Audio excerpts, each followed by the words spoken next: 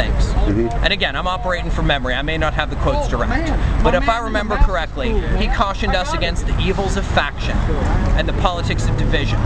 And he also cautioned us against foreign entanglements. Right? That's correct. George Washington did not want a two-party system. Absolutely. Because when there is a two-party system, and both of those parties realize it's much better to team up, we're all in trouble. Pop quiz. Which major political party voted against NAFTA? None of them. They cooperated. Right. Which political party is against ACTA? The treaty they're trying to slip by in secret right now that would basically spend government funds that, remember, you're paying for, sir, out of your taxes, as am I, to chase down children who are exchanging music with each other. Now, which political party is against that? I'll give you a hint. It doesn't start with Democrat, and it doesn't rhyme with Republican. Those parties have teamed up to betray us, in my opinion. Okay. So let me ask you, if I may ask one more question? Why can't we have the same health care that senators have and Congress people have? Unless they're, and again, maybe I have it wrong, but if we're supposed to be a society of rights and liberty and freedom, why would there be a political overclass that gets all those rights that we don't get access to? Okay, let me ask you this. We were talking about rights. Yes, sir. Where do rights come from? I don't know. You don't? Some come from religion. Some I think are natural, though that's a little iffy, because then we run into the problem of, do you have your right to life can be revoked, I guess, by a passing bus if you're unlucky. But, and I think some of it comes from our moral obligation as people to each other. And some of it comes from religion. The what? Religion. Oh, religion. Okay. Definitely. Okay. Well, yeah, I'm just wondering, because rights, by the Declaration of Independence, rights come from God. So the theory is that they're all going to be equal, that your rights are no different than my rights, but those are rights. But well, then, for example, why is it fair for a child who is too young to even know they are a person, right? You know, a couple days after they're born, the eyes don't even focus correctly. They got that look on their face like, whoa, this is wild. Why should that child who doesn't even know it's a person yet be given or denied access to health care because of the economic class of their parents? I find that to be an offense against our decency as people to each other. If you'll allow me a fast story. A lot of people have way rougher than us, but we went through a couple rough patches in backwoods Montana.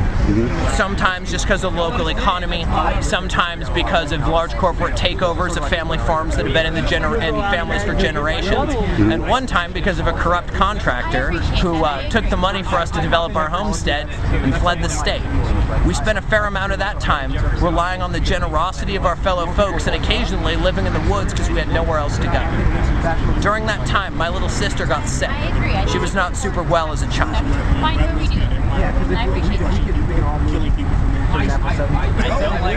I don't know if she would be here if it wasn't for the generosity and charity of friendly veterinarians who would slip us animal drugs under the table to help fight her infection.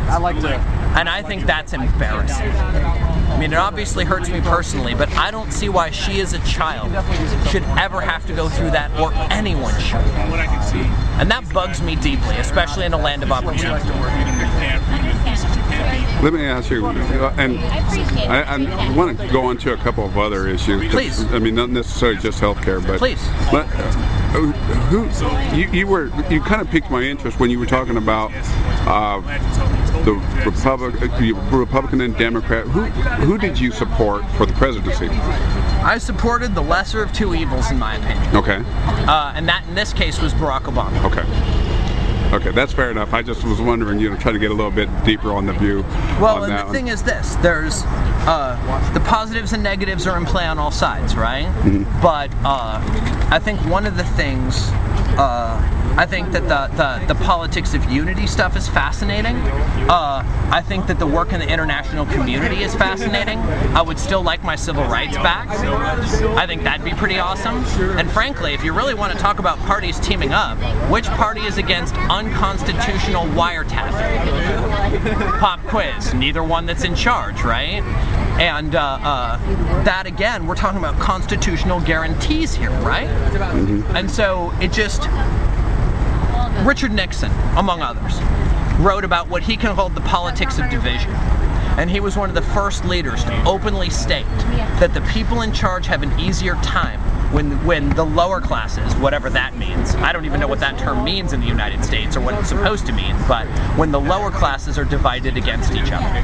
That in some ways, the folks who are in charge, regardless of whether they have a D or an R or an I after their name, have teamed up to screw us. And I have an example of that. When was the last time you got hundreds of thousands of dollars in in-kind gifts or under-the-table kickbacks to pass a bill through? Because I ain't seen none of that.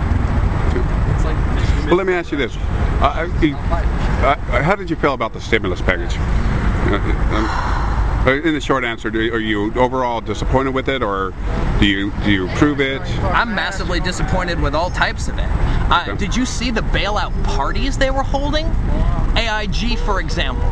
They had, and it was embarrassing, they had to kind of apologize later, they took your and my tax dollars but and more held importantly, giant let me parties pouring fountains of champagne, but celebrating just as equally that, important to that is who gave them our money. Huh? Who gave them our money? I think that's Government, I think that's equally important. The government, right?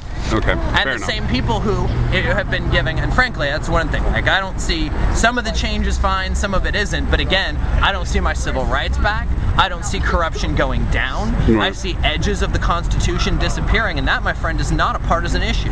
I'm originally from backwoods Montana, but right now I'm in exile in Southern California. Are you all familiar with the firearms legislation that's gone down there recently under the governor, Arnold? It's totally bizarre. There was a weird, and I don't understand the ins and outs of it, because frankly, there ain't a person on earth who understands the ins and outs of California firearm law. There's a local ban on importing ammo across state lines for purchase in some places. And no one really knows what it does because they're still hammering that out. That's created a command economy that de facto subverts the Second Amendment that keeps us all safe. And that is a gentleman who identifies himself with an R. I submit that if someone identifies themselves as Democrat or Republican or whatever, the first duty is never to the party. It's to your fellow human beings. And I think that's supported by the Constitution, by religion, by everything. And I don't understand why members of both parties are not holding their leadership more accountable. Okay. Look,